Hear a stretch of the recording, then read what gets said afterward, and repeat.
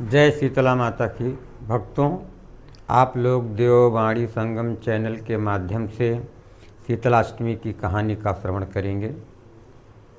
एक समय की बात है, किसी गांव में एक ब्राह्मण अपने परिवार के साथ रहता था।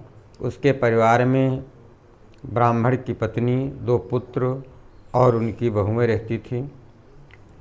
दोनों के एक एक पुत्र हुए।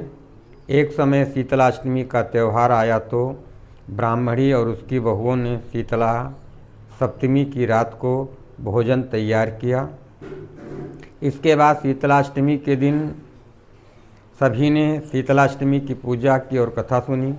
पूजा संपन्न होने के बाद दोनों बहुओं ने सोचा कि हमारे बच्चे छोटे हैं, यदि हम बासी भोजन करेंगे तो बच्चों को नुकसान होगा। ऐसा सोच करके दोनों ने जानवरों का भोजन बनाने के बहाने से चूल्हे में 2 बाटी डाल दिया और उसका चूरमा बनाकर खा लिया। इसके बाद दिन चढ़ने पर जब दोनों अपने बच्चों को उठाने गई तो उनके होश उड़ गए। बच्चों की सांसें नहीं चल रही थीं। यह सब शीतला माता के प्रकोप से हुआ था। इसके बाद दोनों बहुओं ने बाटी का चूरमा खाने की बात अपनी सास को बता दिया।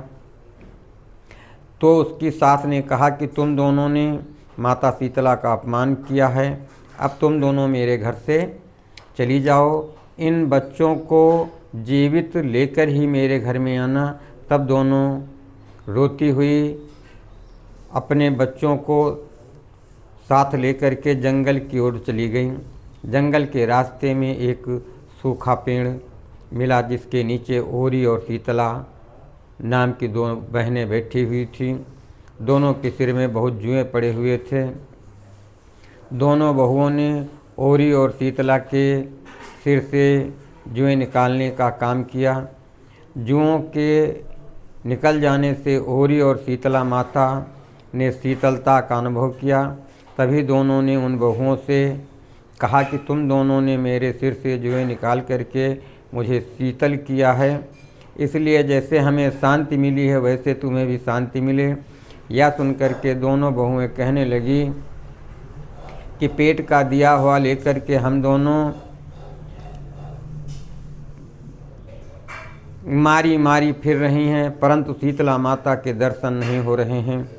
तो शीतला माता बोली, तुम दोनों तो बड़ी पापिनी हो। शीतलाष्टमी के दिन तुमने ठंडा भोजन करने के बदले में गर्म भोजन किया है, तो उसका प्रकोप तो तुम्हें भोगना ही पड़ेगा। यह सुनते ही दोनों शीतला माता को पहचान गए और प्रार्थना करने लगी कि हे माँ, हम अज्ञानी हैं, आपकी महिमा नहीं जानती हैं, अनजाने में हमने पाप किया है, हे माँ हमें क्षमा कर दो। उनके पश्चाताप को देख करके दोनों माताएं प्रसन्न हो गई और उनके बच्चों को जीवित कर दिया।